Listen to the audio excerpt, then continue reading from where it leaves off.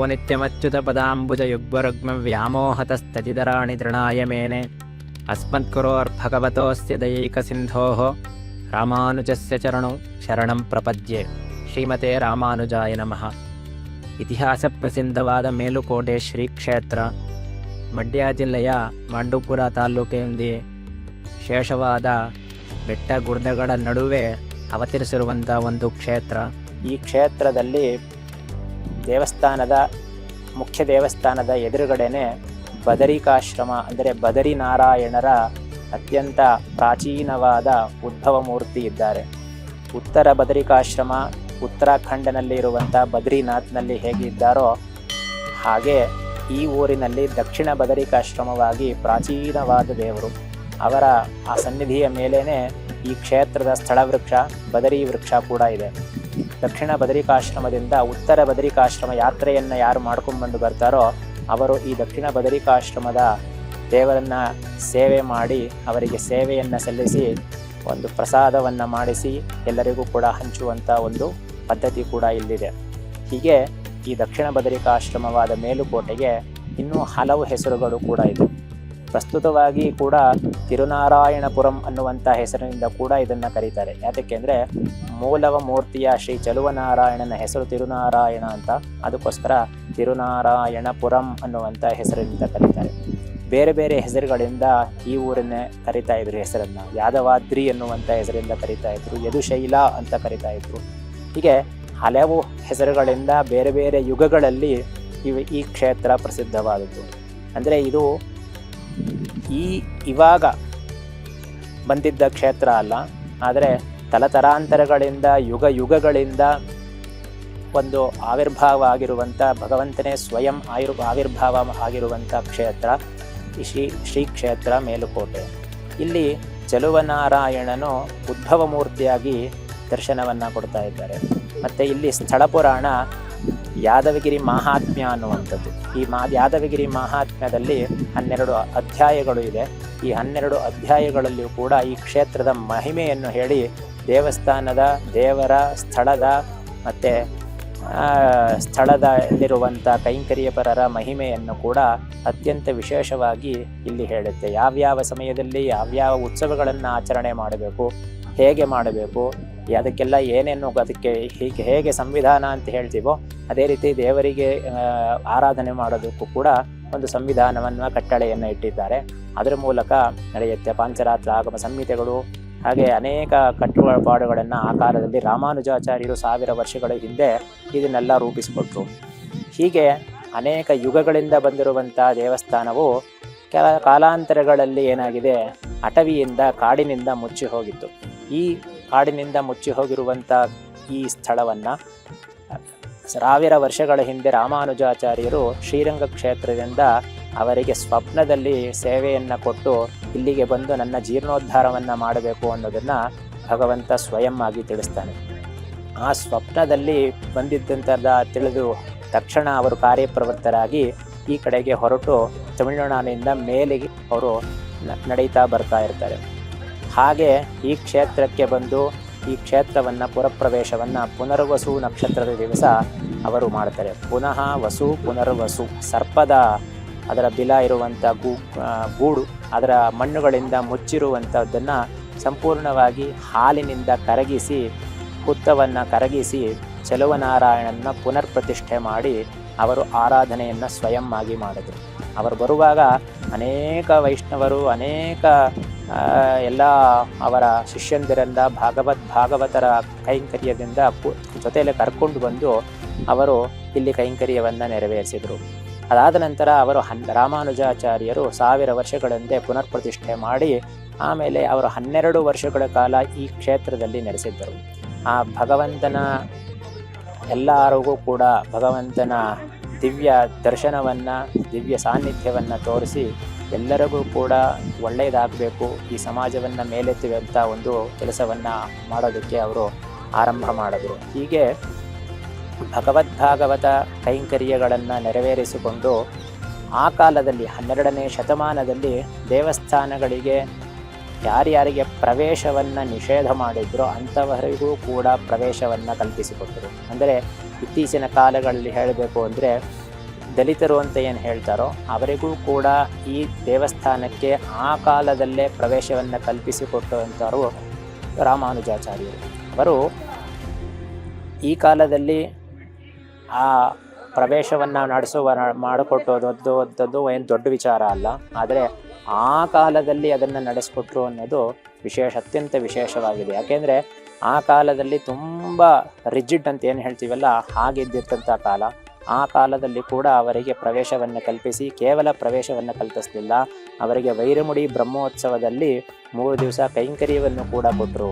ತೇರಿನಿಂದ ಹಿಡಿದು ತೇರು, ತೆಪ್ಪ ಮತ್ತು ತೀರ್ಥ ಅಂತ ಏನು ಹೇಳ್ತೀವಿ, ಈ 3 ದಿವಸ ಅವರಿಗೆ ಕೈಂಕರ್ಯವನ್ನು ಮಾಡಿ ಅನ್ನೋದನ್ನ ಅವರು ಕಲ್ಪಿಸಿಕೊಟ್ರು. ಅಂದರೆ ರಾಮಾನುಜಾಚಾರ್ಯರು ದೇವಸ್ಥಾನವನ್ನು ನಡೆಸಬೇಕು, ಅದಕ್ಕೆ ಎಲ್ಲ ವರ್ಣದಿಂದ ಎಲ್ಲ ಕಮ್ಯುನಿಟಿಯಿಂದನೂ ಕೂಡ ಸೇರಿ ನಡೆಸಬೇಕು ಅನ್ನುವಂಥ ಒಂದು ಉದ್ದೇಶದಿಂದ ಎಲ್ಲರಿಗೂ ಕೂಡ ಮೋಕ್ಷಕ್ಕೆ ಅಧಿಕಾರಿ ಉಂಟು ಅನ್ನೋದನ್ನು ತೋರಿಸೋದಕ್ಕೆ ಅವರು ಅದನ್ನು ನಡೆಸ್ಕೊಟ್ರು. ದೇವಸ್ಥಾನದಲ್ಲಿ ನಾವು ನೋಡಿದ್ರೆ ಎಲ್ಲ ಕಮ್ಯುನಿಟಿಯಿಂದ ಇರುವಂಥ ಜನಗಳು ಕೂಡ ಇವತ್ತಿಗೂ ಕೈಂಕರ್ಯವನ್ನು ನಡೆಸ್ತಾ ಇದ್ದಾರೆ.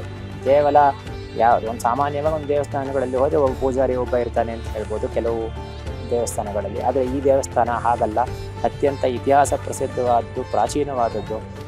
ಈ ದೇವಸ್ಥಾನ ಮುಖ್ಯವಾಗಿ ಒಂದು ಆಲಯ ಆಶ್ರಿತ ಗ್ರಾಮ ಅಂತ ಕರಿತೀವಿ. ಅಂದರೆ ಗ್ರಾಮ ಮೊದಲು ಇರಲಿಲ್ಲ, ಮೊದಲಿದ್ದಿದ್ದು ಬಂದಿದ್ದು ದೇವಸ್ಥಾನ.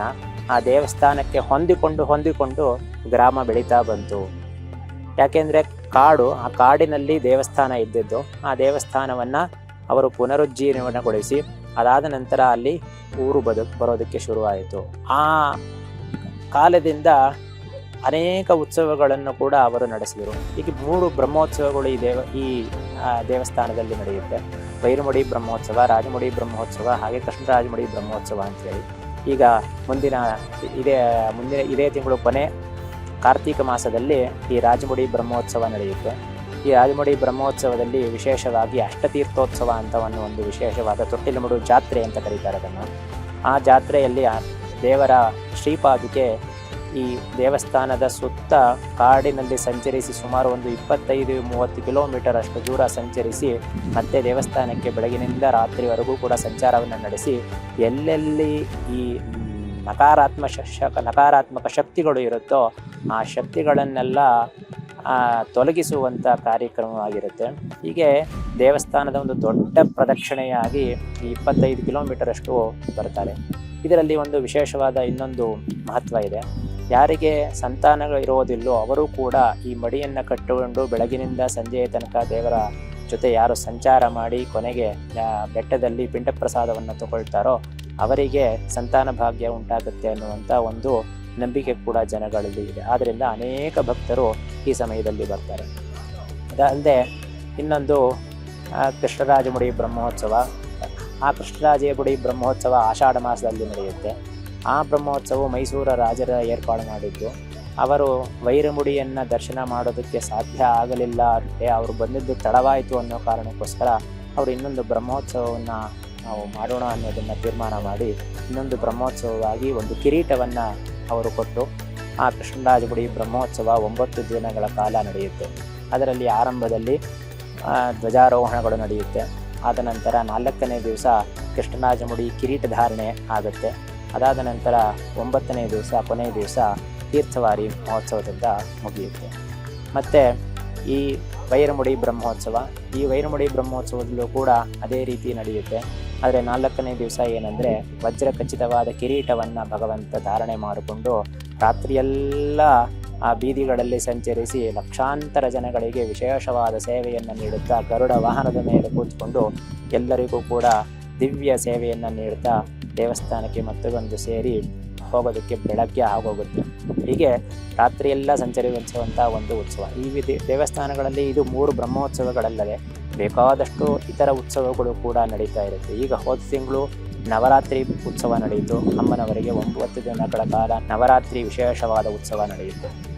ಅದಾದ ನಂತರ ಹೀಗೆ ಆಚಾರ್ಯ ರಾಮಾನುಜರ 10 ದಿನಗಳ ಕಾಲ ಉತ್ಸವ ಕೂಡ ಚೈತ್ರ ಮಾಸದಲ್ಲಿ ನಡೆಯುತ್ತೆ. ಹಾಗೆ ಪಲ್ಲವೋತ್ಸವ, ಪವಿತ್ರೋತ್ಸವ ಅಂಥೇಳಿ ವಿಶೇಷವಾದ ಉತ್ಸವಗಳು.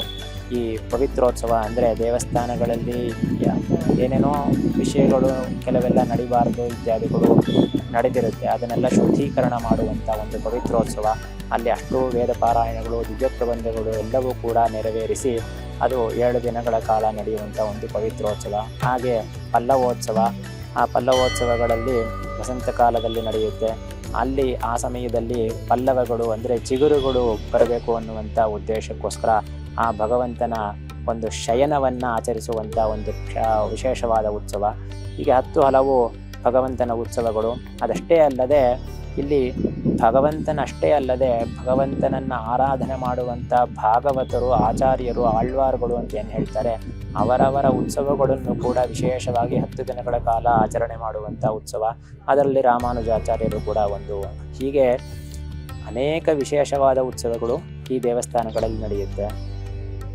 ಇತ್ತೀಚೆಗೆ ಕೆಲವರಿಗೆ ಈ ಉತ್ಸವಗಳೆಲ್ಲ ಏನು ನಡೀತಾ ಇದೆ, ಹೇಗೆ ನಡೀತಾ ಇದೆ ಅನ್ನೋದು ಗೊತ್ತಾಗ್ತಾ ಇತ್ತು. ಹಿಂದೆ ಎಲ್ಲ ದೇವಸ್ಥಾನಗಳಲ್ಲಿ ಆ ಊರಿನವರಿಗೆ ಮಾತ್ರ ಅದರ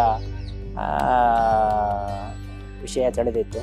ಈಗ ಎಲ್ಲರಿಗೂ ಕೂಡ ಹೊರ ಕಡೆಗೆ ಈ ಮೀಡಿಯಾ ಮೂಲಕ ಎಲ್ಲರಿಗೂ ಕೂಡ ಆ ವಿಷಯ ತಲುಪ್ತಾ ಇದೆ. ಅನೇಕ ಜನರು ಬೇರೆ ಬೇರೆ ಉತ್ಸವಗಳಲ್ಲಿ ಬಂದು ಆ ಉತ್ಸವವನ್ನು ಅನುಭವಿಸಿ, ವಿಶೇಷವಾಗಿದೆ ಇಲ್ಲಿ ಮೇಲುಕೋಟೆ, ಎಲ್ಲೂ ಕೂಡ ಇಂಥ ಉತ್ಸವ ನಡೆಯೋದಿಲ್ಲ, ಆ ರೀತಿ ಅನ್ನುವಂಥ ಕಣ್ತುಂಬುವಂಥ ಒಂದು ಉತ್ಸವ ಅಂಥೇಳಿ ವಿಶೇಷವಾಗಿ ಎಲ್ಲರೂ ಕೂಡ ಬಂದು ನಡೆಸ್ಕೊಂಡು ಹೋಗ್ತಾರೆ. ಹೀಗೆ ಇದಿಷ್ಟೇ ಅಲ್ಲದೆ ಮೇಲುಕೋಟೆಯಲ್ಲಿ ಯೋಗ ನರಸಿಂಹಸ್ವಾಮಿ ದೇವಸ್ಥಾನ ಬೆಟ್ಟ ಇದೆ. ಆ ಬೆಟ್ಟದ ಮೇಲೆ ನರಸಿಂಹಸ್ವಾಮಿ ಯೋಗ ಮುದ್ರೆಯಲ್ಲಿ ತಪಸ್ಸನ್ನು ಆಚರಿಸ್ತಾ ಕೂತಿದ್ದಾರೆ. ಅವರ ಕೆಳಗೆ ಪ್ರಹ್ಲಾದನು ಅವನ ತಪಸ್ಸನ್ನು ಮಾಡಿ ಆ ನರಸಿಂಹನ ಪ್ರತ್ಯಕ್ಷವಾಗಿ ಅವರನ್ನು ಶಾಂತಗೊಳಿಸುವಂಥ ಒಂದು ವಿಶೇಷವಾದ ಸಂದರ್ಭ ಕೂಡ ಇಲ್ಲಿ ಇದೆ. ಆ ಬೆಟ್ಟದಲ್ಲಿ ಕೂಡ ನರಸಿಂಹ ಜಯಂತಿ ಉತ್ಸವ ವಿಶೇಷವಾಗಿ ನಡೆಯುತ್ತೆ. ಈ ಸ್ವಾತಿ ನಕ್ಷತ್ರ ದಿವಸ ಪ್ರತಿ ತಿಂಗಳು ಕೂಡ ವಿಶೇಷವಾಗಿ ನಡೆಯುತ್ತೆ. ಹಾಗೆ ಅನೇಕ ಜನರು ಮೇಲ್ಕೋಟೆಯ ಚೆಲುವನಾರಾಯಣ ಸ್ವಾಮಿಯಿಂದ ದರ್ಶನ ಮಾಡಿ ಈ ನರಸಿಂಹಸ್ವಾಮಿ ಕ್ಷೇತ್ರವಾದ ಯೋಗ ನರಸಿಂಹಸ್ವಾಮಿ ಕ್ಷೇತ್ರವಾದ ಬೆಟ್ಟದಲ್ಲೂ ಕೂಡ ಮೆಟ್ಟಿಲುಗಳ ಮೂಲಕ ಏರಿ, ಅಷ್ಟು ಕಷ್ಟವಾದರೂ ಕೂಡ ಮೇಲೆ ಹೋಗಿ ಒಂದು 5 ನಿಮಿಷ ನಿಂತ್ಕೊಂಡ್ರೆ ಸಾಕು, ಅವರ ಆಯಾಸಗಳೆಲ್ಲ ಅವನು ದೂರ ಮಾಡಿಬಿಡ್ತಾನೆ ಸಂಪೂರ್ಣವಾಗಿ. ಹೀಗೆ ವಿಶೇಷವಾದ ಉತ್ಸವಗಳು ಮೇಲುಕೋಟೆಯಲ್ಲಿ ನಡೆಯುತ್ತೆ. ನಮ್ಮ ಸನ್ನಿಧಿ ವಾಹಿನಿಯನ್ನು ಲೈಕ್ ಮಾಡಿ, ಸಬ್ಸ್ಕ್ರೈಬ್ ಮಾಡಿ, ಶೇರ್ ಮಾಡಿ.